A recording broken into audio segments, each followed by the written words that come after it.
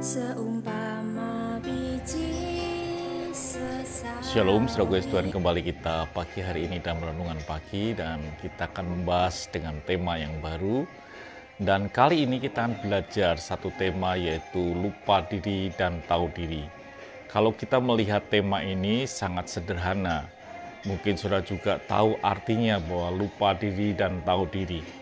Saudaraku kasih Tuhan, kenapa ini saya angkat? Karena saya berpikir bahwa hal ini sangat penting. Karena kalau di dalam dunia ini, saudara akan menjumpai dua sifat manusia yang bisa terjadi dalam kehidupan saudara dan kehidupan saya, atau mungkin kehidupan orang lain, yaitu yang disebut dengan lupa diri atau tahu diri. Jadi ini akan terjadi dalam hidup kita. Kita akan lihat, saudaraku, ayatnya lebih dahulu, saudaraku. Kenapa saya ambil akan tema ini? Dikatakan dalam Lukas 17 ayat yang ke-17. Lalu Yesus berkata, "Bukankah 10 orang tadi semuanya telah menjadi tahir? Di manakah yang 9 orang itu?" Tema ini menjadi menarik ketika kita melihat. Ternyata kita takjub dan heran bahwa perbandingannya adalah 1 dibanding 9, di mana ketika 10 orang kusta ini disembuhkan dan mereka semua mengalami kesembuhan, dan yang kembali untuk berjumpa dengan Yesus itu hanya 1. Artinya bahwa persentase orang yang lupa diri itu jauh lebih banyak daripada orang yang tahu diri.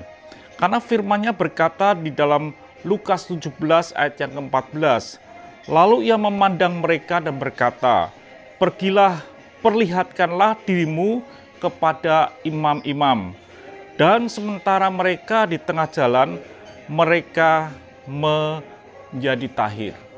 Jadi saudara kasih Tuhan, mereka mengalami kesembuhan, tetapi sekali lagi bahwa orang yang mengalami kesembuhan itu hanya 1 orang saja yang kembali menjumpai akan Yesus. Dan yang lain itu bahkan tidak menjumpai lagi, dia pergi tidak tahu kemana. Ini yang perlu kita bahas dalam hidup ini. Karena dalam hidup ini kita bisa mengalami menjadi lupa diri, atau kita bisa menjadi orang yang tahu diri. Orang biasanya dikatakan lupa diri karena dia pernah mendapatkan sesuatu atau memperoleh sesuatu, lalu apa yang dia peroleh mereka tidak bisa mengucap syukur, lalu dia melupakan orang yang memberi dan lain sebagainya, sehingga orang berkata dia lupa diri. Dan kita akan melihat, saudara kasih Tuhan, dalam hidup kita ini bisa terjadi. Jadi tidak menutup kemungkinan saudara ini bisa mengalami hal yang sama, yaitu saudara menjadi orang yang lupa diri atau menjadi orang yang tahu diri.